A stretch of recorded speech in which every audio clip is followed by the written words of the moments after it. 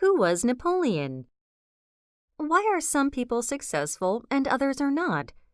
Do beautiful people do better in life? Should you wait until you're older before you pursue your dreams, or should you start now? Napoleon Bonaparte, 1769 to 1821, was one man who broke all the rules. Napoleon wasn't born into power. Nothing about his early life suggested that he would become one of France's greatest rulers. From a modest beginning, he rose to become the Emperor of France. For some people, he is a hero, and for others, a villain. Whatever the case, he is still remembered today as a historical leader and a general. "I need only one thing," he once wrote: success. Napoleon was born in 1769 on the island of Corsica in the Mediterranean Sea. It was ruled by France at the time.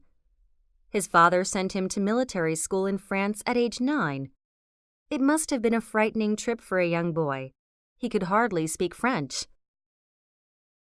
At school, some of the boys teased him for his accent and because he did not come from a powerful French family. But Napoleon was very ambitious. He read a lot, especially on strategy and tactics. He aspired to be like famous generals such as Alexander the Great and Julius Caesar. As a teenager, he joined the army, which set him on his path to power. Napoleon was given his big chance when the French people overthrew King Louis XVI. This event was called the French Revolution, 1789 to 1793. Before the Revolution, France was a monarchy. That meant a king reigned and controlled the country with other important people called nobles. Nobles were the leaders of society and had many privileges. At that time, you had to be a noble to rise to an important post. The French Revolution changed everything because it abolished the nobility. Actually, many nobles were sentenced to death during the Reign of Terror.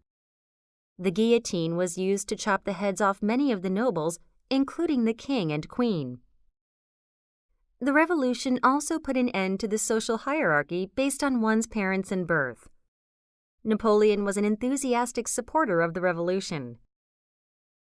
In 1795, a group of people wanted to put a king back as a leader of France.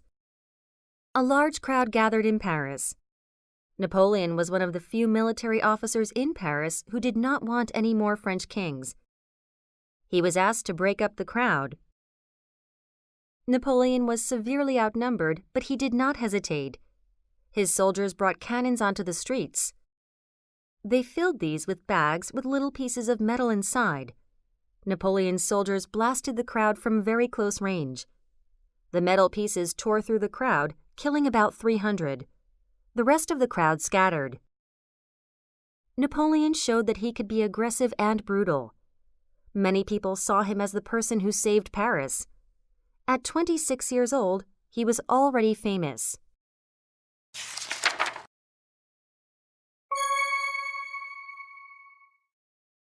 What kind of man was Napoleon? Napoleon was very confident and hardworking. When asked how many hours of sleep people needed, he is said to have replied, 6 for a man, 7 for a woman, 8 for a fool. He loved roasted chicken with fried potatoes and onions. He also loved licorice. Apparently, he hated to lose at anything, even when playing cards.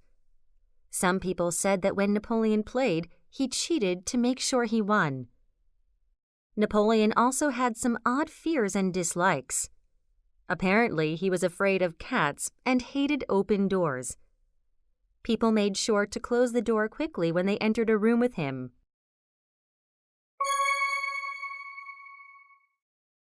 Josephine, his great love. Life wasn't all about work for Napoleon.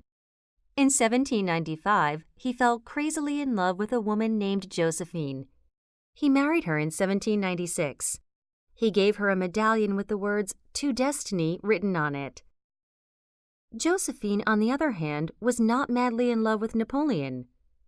When she did agree to marry him, it was probably because she did not have many options.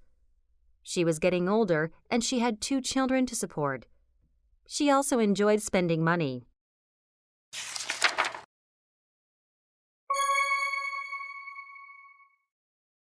Building his career. After his wedding, Napoleon's career in the army continued to go well. Other countries around France didn't like the French Revolution or its ideas, and France was soon at war with them. Napoleon's armies marched across Italy, Austria, and Egypt. Again and again, he won magnificent victories. He also did some bad things during this time. From Italy, he stole lots of valuable objects, including money and paintings. At the city of Jaffa, he ordered his troops to murder a group of his enemies on the beach. Then the French government began causing problems. Napoleon returned to Paris in 1799 and used the army to disband the parliament. He then took power for himself. The people embraced him as a savior.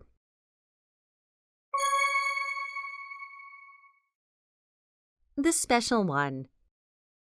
Napoleon thought he was very special. He once said, "I am the revolution." Obviously, he had a very high opinion of himself. Napoleon became the Emperor of France when he was 30 years old. The ceremony was held in Notre Dame Cathedral. Rather than have someone crown him, Napoleon put the crown on his own head. This was bold. It showed that he was making himself the emperor. During his rule, Napoleon was an innovative ruler. He introduced a legal system called the Napoleonic Code. It promoted liberty and equality. It is still used in France today. Napoleon decided it was important to spread the ideas of liberty and equality across Europe. He built up the French army to make it more powerful. His soldiers believed in the revolution, so they were very brave and enthusiastic. Napoleon invaded neighboring countries with this army. His most famous military victory happened at Austerlitz, which is now in the Czech Republic. Here he faced a group of Austrian and Russian troops. He was outnumbered, but he tricked his enemies by pretending to retreat. His enemies advanced into a trap.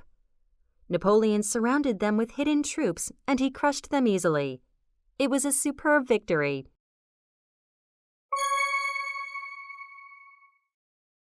His big mistake. 7 years later, Napoleon made a big mistake. He wanted to become emperor of all of Europe. With a massive army of 600,000 men, he invaded Russia in 1812. The Russians retreated across the plains. The plains seemed endless, and the Russians left nothing for Napoleon's troops to eat. They burned everything. Soon the French soldiers were dying. By September, Napoleon finally took control of Moscow, but the Russians refused to give up. Winter was coming, and supplies were running out. Napoleon decided to retreat, this time through ice and snow. Sometimes it was 30 degrees below freezing. Hunger, cold, and the long march wiped out much of Napoleon's army. Less than 10,000 of his soldiers were fit to fight.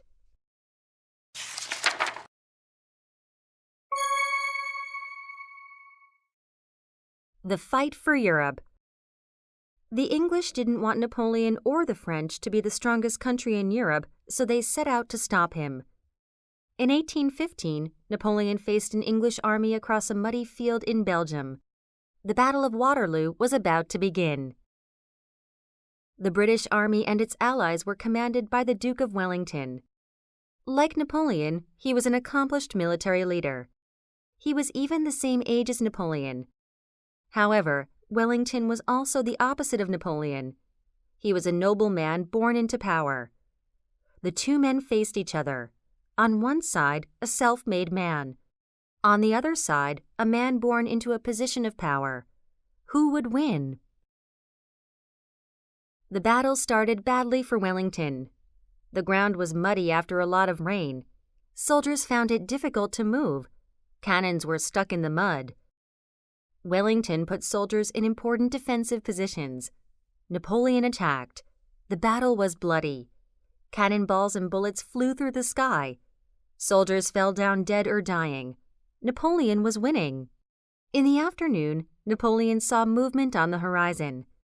Wellington's allies, the Prussians, had arrived. Napoleon held them off for a while, but the Prussians overwhelmed Napoleon's army like a giant wave, killing many of his men. Wellington's victory was spectacular.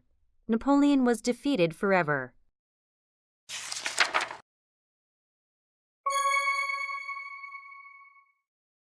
His final days in exile. Napoleon was made to live his last years on the Isle of St. Helena in the Pacific Ocean. On the island, he dictated his memoirs about his life. He also wrote letters. He died there at the age of 51. Some historians think he was poisoned, but most believe he died of stomach cancer. Napoleon, although he started and ended his life on small islands, rose to become the most powerful man in Europe. And he accomplished all of this as a self-made man. He once said, "The word impossible is not in my dictionary."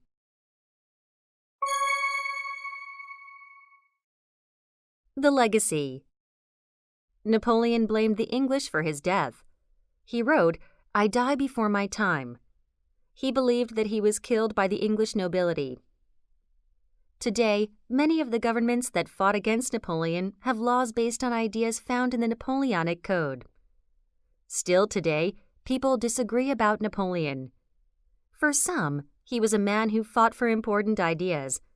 They think he believed in liberty and equality. For others, this is a myth made by Napoleon and his fans. For these people, Napoleon was a cruel dictator. What do you think?